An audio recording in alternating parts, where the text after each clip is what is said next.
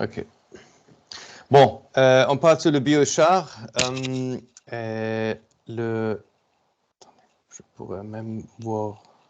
Oui, maintenant, je vous vois aussi.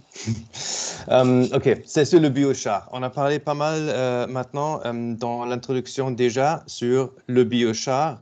Bon, maintenant, ça devient plus et plus compliqué de dire c'est quoi le biochar en fait. Avant, quand j'ai commencé avec ce travail, et c'était beaucoup plus facile. Euh, on a débuté en fait d'un produit, bon, juste le charbon du bois. Ça, c'était ça. Sans une définition beaucoup plus concrète comme on a maintenant. On a vu que ça peut donner des bons effets au sol. Et pour ça, on a commencé à faire un peu de recherche. Qu'est-ce qu'on pourrait faire? Quelles qualités sont préférables pour le sol? Comment ça marche? Maintenant, euh, pendant les dernières minutes, j'ai entendu aussi pas mal sur la production hydrogène et la partie carbonique qui est un produit de ça. Et ça aussi, on parle de biochar, comme ça. Je pense que c'est clair qu'on ne parle pas d'un produit, mais des groupes de produits. Mais si on commence avec le biochar plutôt classique, qu'est-ce qu'on a? On a un matériel très poreux avec des qualités assez intéressantes. On voit sur le microscope comment ça apparaît avec une structure très poreuse qui est vraiment important pour pas mal des applications et moins important pour des autres. Maintenant, c'est même difficile de dire ça c'est bien pour l'agriculture et ça c'est bien pour des autres applications. Il faut être beaucoup plus précis. Mais juste, je ne vais pas rentrer trop dans les détails, mais juste pour le dire. Si on regarde les matériaux de base, ça, c'est deux différentes biochars. À la gauche, on voit le biochar d'un bois dur, bien pyrolysé avec cette structure que j'ai déjà parlé, structure très poreuse. Et à la droite, on a un biochar d'éboue, sewage sludge. Et ça donne un produit totalement différent. Maintenant, au début, on a pensé que pour l'agronomie, par exemple, on aura besoin de cette structure poreuse, mais en fait, aussi, si on a une bonne biochar, je dis biochar à tout maintenant, ok, pour le simplifier un peu. Euh, on a aussi le produit à la droite peut aussi être très intéressant pour l'utilisation dans l'agronomie, surtout parce qu'il y a beaucoup de phosphore et des autres éléments nutritifs.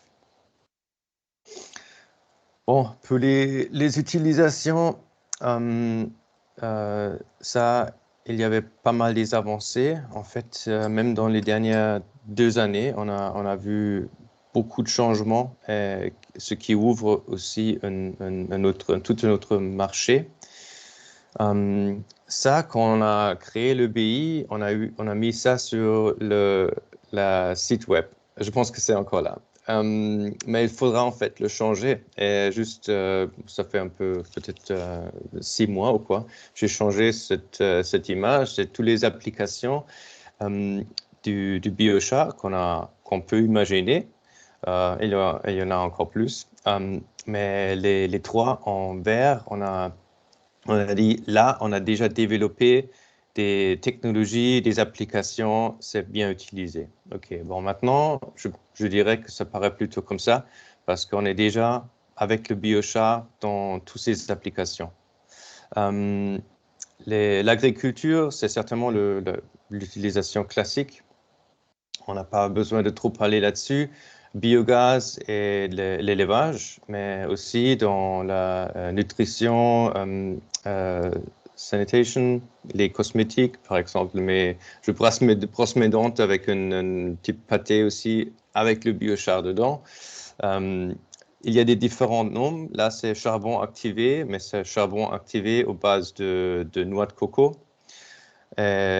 il y a tout ce qu'on peut voir, surtout maintenant, ce qui est vraiment intéressant, c'est la substitution dans les matériaux, la substitution peut-être du carbone black. Ça pourrait être fait aussi par le résidu de production hydrogène ou high-tech. Je vais parler là-dessus tout à l'heure. Bon, ça c'est le classique, ça vient de notre white paper et je vous conseille de jeter un coup d'œil, c'est gratuit et c'est sur notre page web, sur la création de puits de carbone à base de biochar, yeah, biochar-based carbon sinks. Et là, on peut voir les 7 systèmes dans où le biochar peut avoir des résultats positifs. Je pense aussi là, je ne vais pas trop rentrer dedans. On a tout expliqué dans le white paper. Et vous aussi, si vous travaillez avec l'agriculture, je pense que vous connaissez les bénéfices sur le compostage, au champ et tout ça. S'il y a des questions après, bien sûr, j'aimerais bien expliquer. Mais on a aussi, dans les dernières années, on a aussi fait des autres applications. On a développé ça. Maintenant, ça fait un peu plus qu'1 an. On a travaillé dans l'asphalte. On a produit le premier asphalte chaud, comme c'est juste commun ici en Europe. Asphalte chaud avec l'application, avec l'addition de biochar. Et on a créé un asphalte qui est climat positif. C'est pas toute la construction des routes, bien sûr, mais c'est juste la couche d'asphalte avec tout qui rentre dedans, toutes les énergies qu'on a besoin pour la mise en place. Ça a un effet positif sur le climat. Et ça a changé pas mal, surtout l'idée avec vraiment peu de biochar. Désolé, c'est en allemand parce que j'ai pas changé en français. On a substitué 2% de ce qu'on appelle filler par le biochar.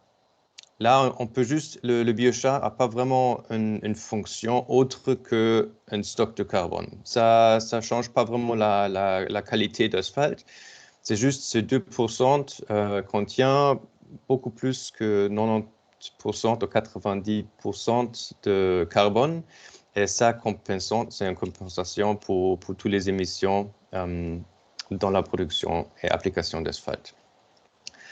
Vraiment simple, mais on peut réfléchir sur des applications avancées, par exemple, parce qu'il y a une résistance dans le biochar électrique.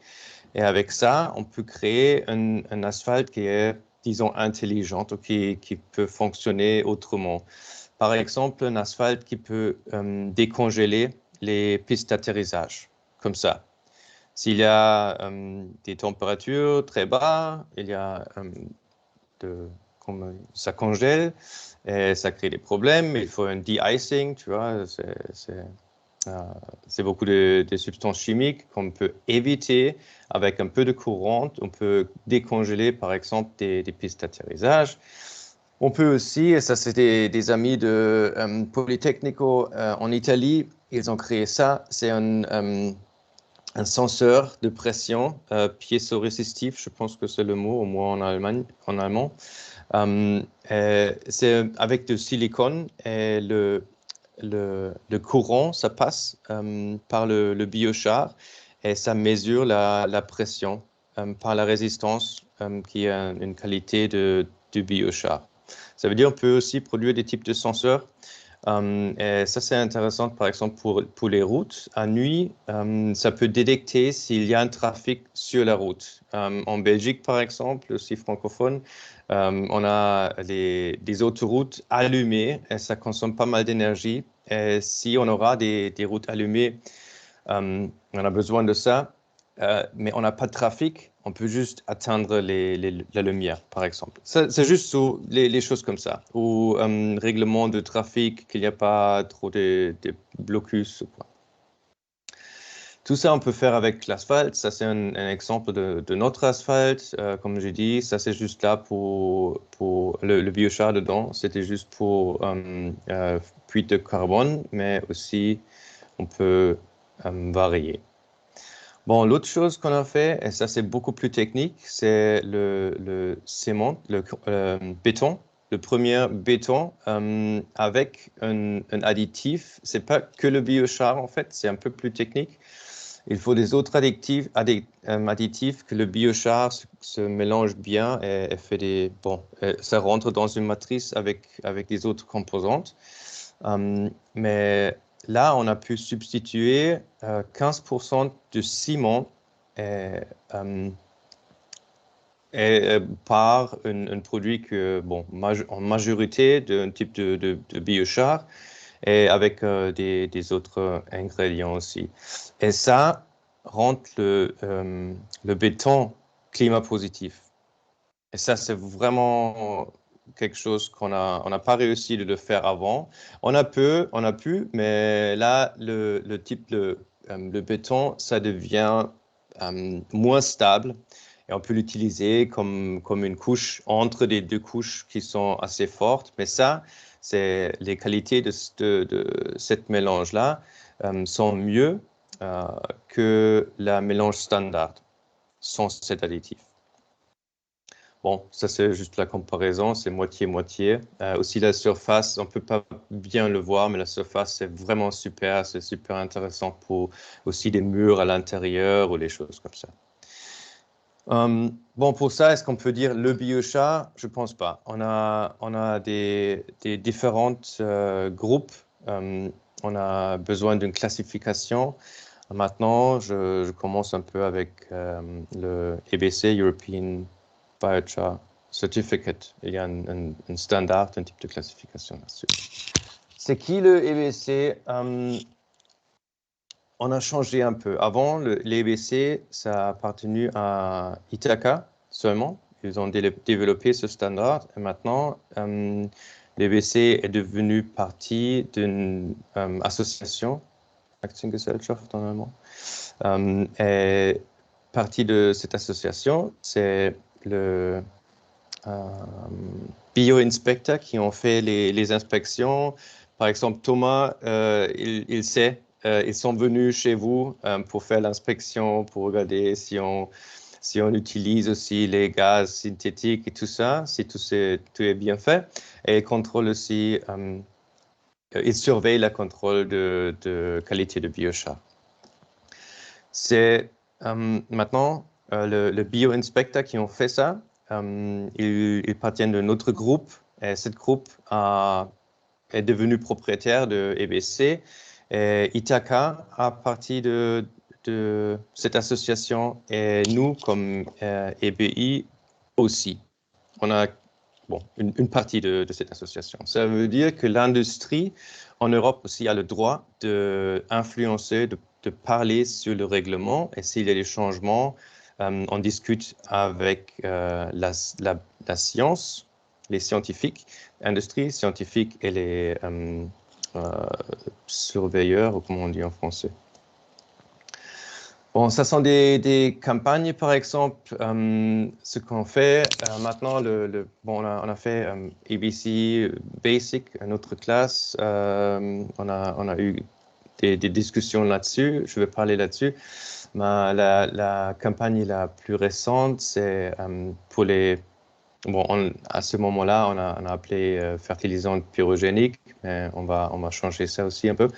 Mais c'est sur des autres groupes de produits qui peuvent être utilisés pour la carbonisation pour devenir biochar après. Et ça, c'est vraiment important parce que je viens sur l'EBC maintenant, sur la classification. Bon, tout à l'heure. C'est la définition de biochar. Vous allez voir que c'est des matériels à base des plantes et on a changé ça un peu. Bon, l'objectif, ça sont les règles de EBC. Je suis déjà là. Je vais discuter sur l'objectif, pourquoi on a EBC. sur la définition de biochar et les classes d'application d'EBC, sur les matériaux de base qui peuvent être utilisés, il y a une positive list, et sur les propriétés de biochar. Bon, l'objectif, en fait, ça, j'ai traduit. C'est bien parce que normalement, j'ai aussi eu des notes sur la présentation, mais maintenant, malheureusement, je peux pas les voir. L'objectif de l'EBC, c'est de harmoniser et de encourager la contrôle de la production et de la qualité de biochar. On va définir des processus qui sont juridiquement fondés, viables économiquement et qui sont applicables dans la pratique. Bon, c'est le processus de production et de l'autre côté, c'est la qualité de biochar. On a établi des processus transparents et vérifiables.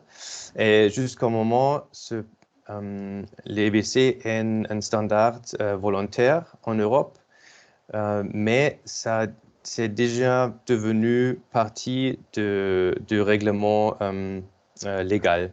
Ça veut dire, par exemple, en Suisse, c'est obligatoire d'avoir EBC agro pour l'utilisation de biochar, c'est le standard minimum.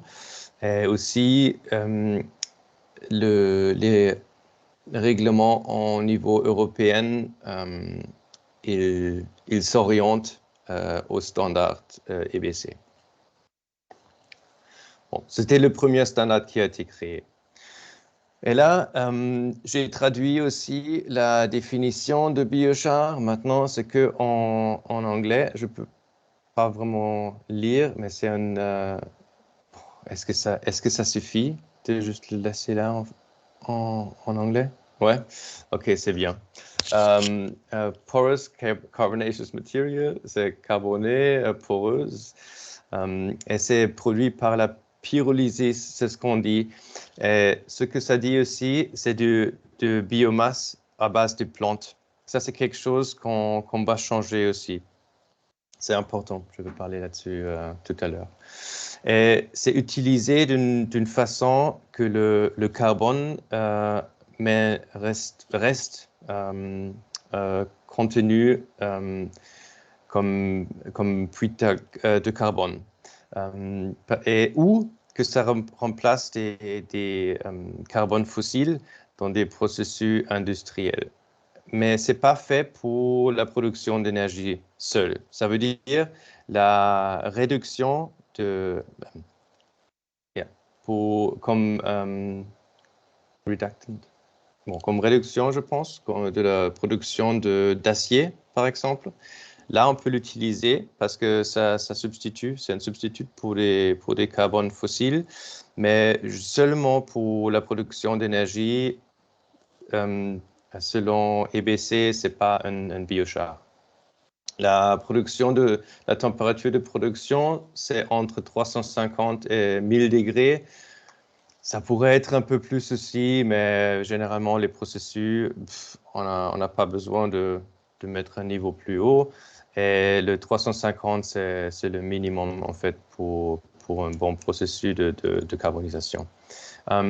Pour ça, on dit que c'est un processus de pyrolyse, même si ce n'est pas nécessairement lambda 0. Ça peut contenir un peu d'oxygène.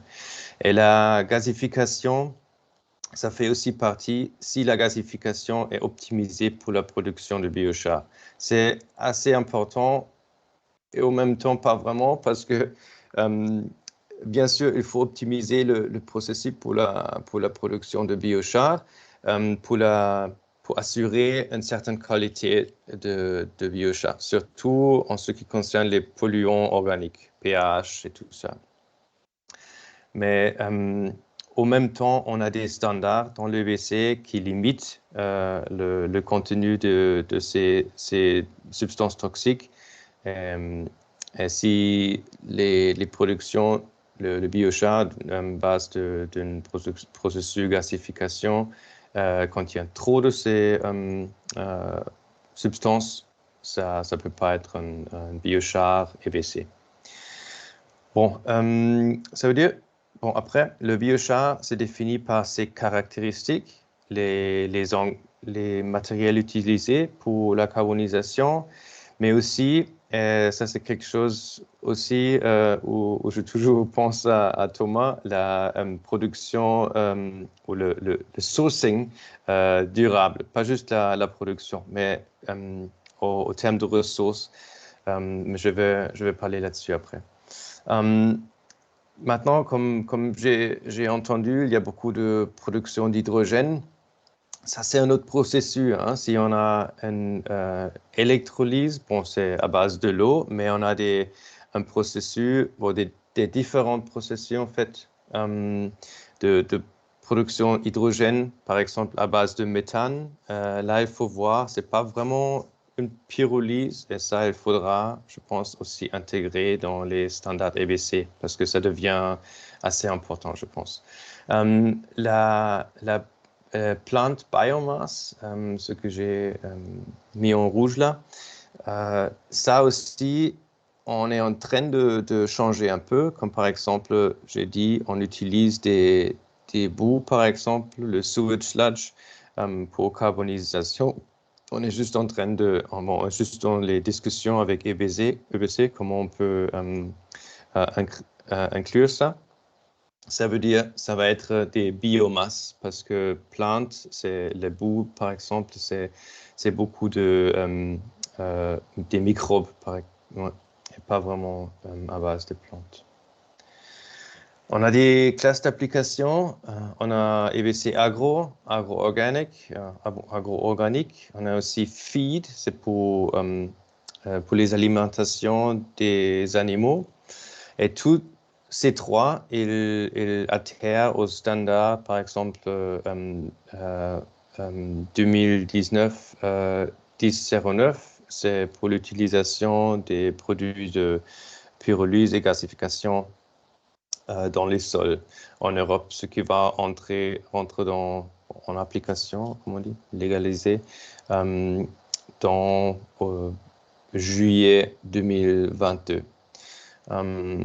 Et aussi, il y a des pays déjà qui ont légalisé l'utilisation de ce type de biochar comme EBC Agro dans leur pays, quoi.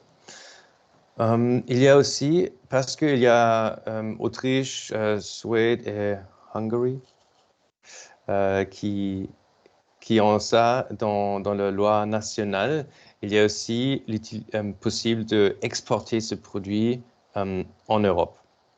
Aussi, je sais qu'en France, il y a des lois, comment on peut l'utiliser. En Allemagne, il y a aussi quelques.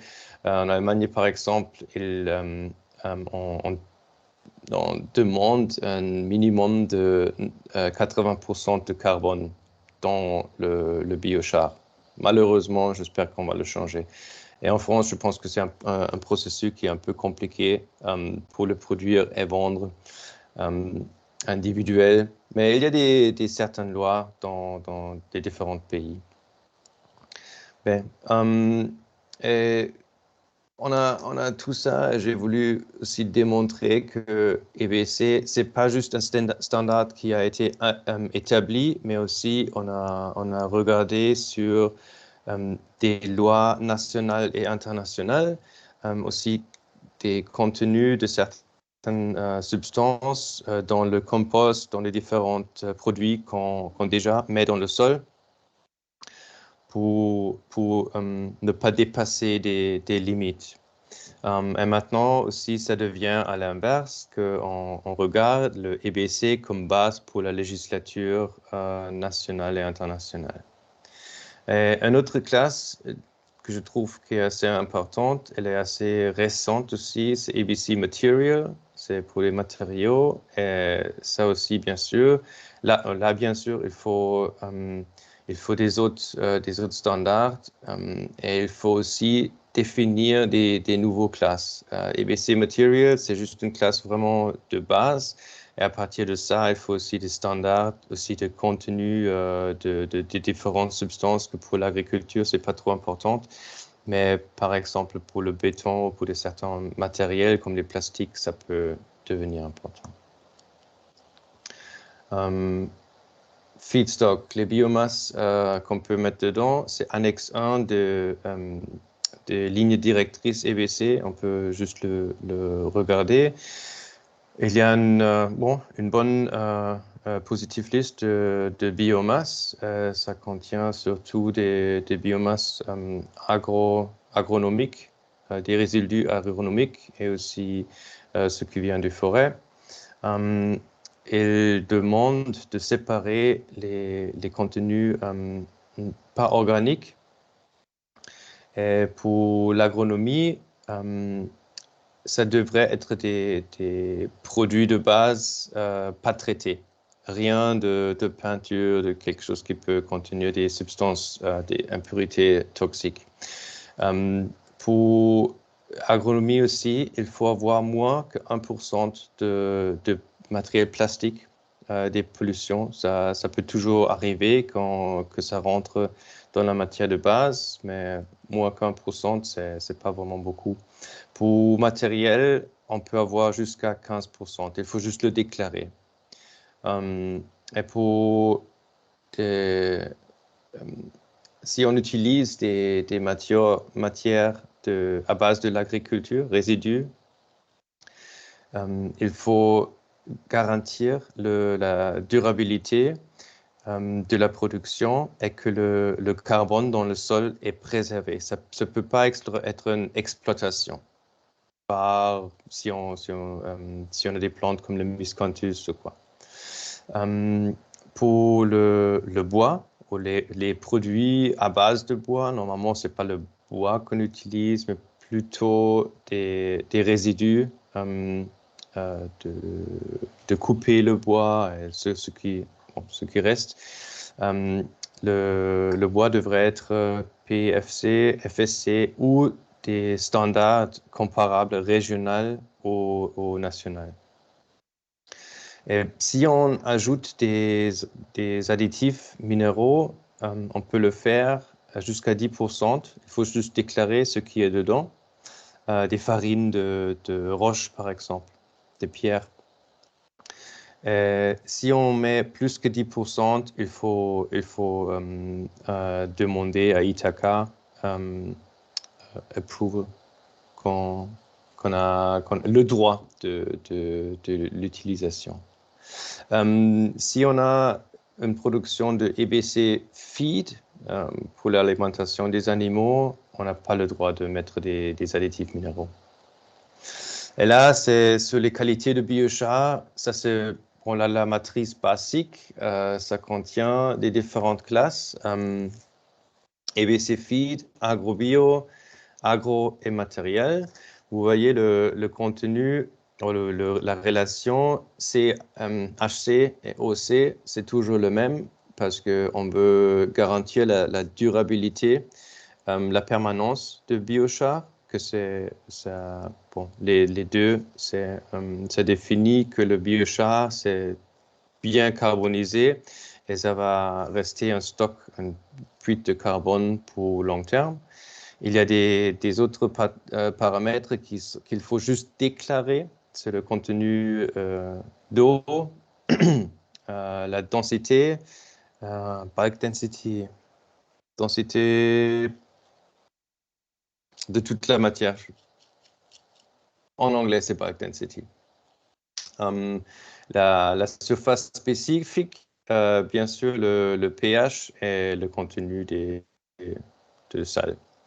Il y a aussi quelques nutriments qu'il faut déclarer. Et il faut aussi les composantes organiques volatiles. Il faut juste faire une analyse. Et c'est pas quelque chose de continu, mais il faut faire cette analyse pour voir que la unité de production produit pas trop. Bien sûr, il y a des métaux lourds ça aussi, on a dans beaucoup des législations pour les différents produits et utilisations, surtout dans le sol, dans des règlements nationaux et internationaux. Et il y a ce qui est pour beaucoup des sites de production, peut-être quelque chose qui est un peu difficile, dépendant à la classe, c'est les pH, les contaminants organiques. Ce sont les EPA, pH, le 16 qui sont souvent utilisés. Et vous voyez pour la feed, par exemple, c'est 4 grammes par tonne. C'est vraiment pas beaucoup. Le même pour agrobio. Pour agro, c'est 6, plus ou moins 2,2. Et pour EBC Material, c'est 30. Là, ça devient un peu moins compliqué de produire une qualité assez élevée. Benzoapyrène comme un paramètre qui est assez important parce que c'est assez toxique. Ça existe que pour EBC Feed. Et pour PCB et PCDD, ça c'est quelque chose qui normalement dans des productions, des sites de production assez avancés, normalement c'est pas produit, mais il faut juste le mesurer une fois. Ok, ça c'est déjà le fin de ma présentation. Bon, disons déjà, j'ai presque pris un peu trop de temps. J'espère que... Non, ça marche? Ok, j'espère. Même sans mes notes, et bon, pas trop de pratique en français, ça a plus ou moins marché. Et maintenant, je suis là pour des questions. S'il vous plaît, visitez notre site et nous suivre sur LinkedIn. Je pense que ça vaut la peine parce que on partage pas mal des informations intéressantes aussi. Merci beaucoup, Harald. Il y a déjà une question en commentaire qui a été posée par Solène Gentil. Donc, Solène, si vous voulez activer votre micro et poser directement votre question, Harald. Oui, bonjour, merci pour la présentation. Moi, j'avais une question concernant les boues d'épuration, parce que vous avez dit qu'elles allaient rentrer dans la classification. Donc, j'imagine que ça va nécessiter de changer les paramètres EBC déjà en cours, ou est-ce que vous allez créer une classification, par exemple EBC boue d'épuration, pour ces matériaux en particulier? On a réfléchi de créer une autre classe, mais on n'a pas besoin en fait de le faire. La seule chose qu'il faut faire, c'est changer plante dans la définition de biochar. Parce que c'est pas vraiment une plante, c'est plutôt des microbes qui sont carbonisés là. Et ce qu'on a déjà changé, on a eu un contenu minimum de carbone de 50% avant. Dans le règlement EBC, ça n'existe plus déjà. Parce qu'on a vu que ça fait pas de sens en fait. S'il y a par exemple les boues d'épuration, le contenu de carbone, c'est plutôt vers 25%, parce qu'il y a beaucoup de silicium, il y a des choses dedans, mais ils sont pas mal pour l'agriculture. Et pourquoi pas utiliser ce matériel si c'est d'une bonne qualité, juste parce que le contenu de carbone, c'est pas tellement élevé. Et du coup, ma question, elle va aussi dans le sens des métaux lourds, parce qu'en fonction des boues qui sont utilisées, on sait qu'il y a beaucoup de métaux lourds dedans. Et est-ce que vous pensez changer les Non. classifications pour métaux? D'accord. Donc, Non, ça veut dire si les bouts avant la carbonisation, ils vont être analysés de toute façon, non? C'est quelque chose qui est toujours fait.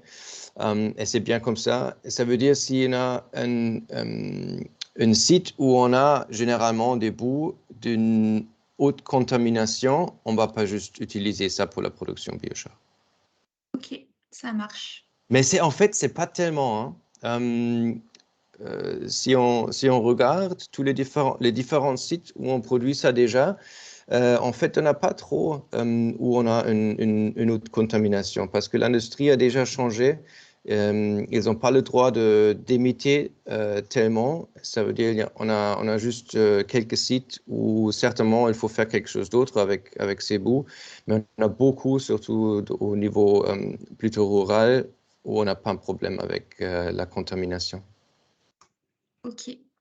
Et si je peux me permettre, j'ai une autre question tant que j'ai la parole sur la réglementation 2019-1009. Alors, pour bien comprendre, c'est en Autriche que du coup, EBC Agro et EBC Agro-Organique enfin, l'Autriche suivra cette réglementation directement. Enfin, j'ai pas trop compris la relation avec justement la réglementation 2019-1009. Est-ce que vous, Mhm. à votre échelle, vous discutez déjà avec l'Union européenne pour que vos critères spécifiques soient regardés par l'Union européenne, justement, quand le biochar va entrer en juillet 2022 dans la réglementation? Bien sûr, on a déjà discuté avec eux. Et si vous regardez un peu la régulation européenne, c'est assez similaire à ce qu'on dit dans l'EBC.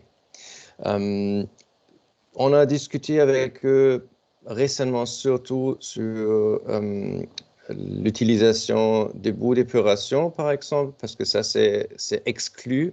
On n'a pas le droit de l'utiliser. Moi, je pense que c'est vraiment malheureux parce que c'est un type de gaspillage de ressources qu'on pourrait utiliser. Et la relation entre ça et Autriche, c'est peut-être j'ai créé une compréhension qui n'était pas totalement correcte. Autriche, ils ont déjà fait ça avant la régulation. Ouais. Et la régulation, c'est quelque chose qui rentre, qui devient une loi à partir de l'année prochaine. Disons, il faut séparer ces deux choses. Il y a cette régulation, mais il y a aussi déjà des pays où l'utilisation de biochar est permis. C'est ce que je voulais dire, en fait. Ok, ça marche.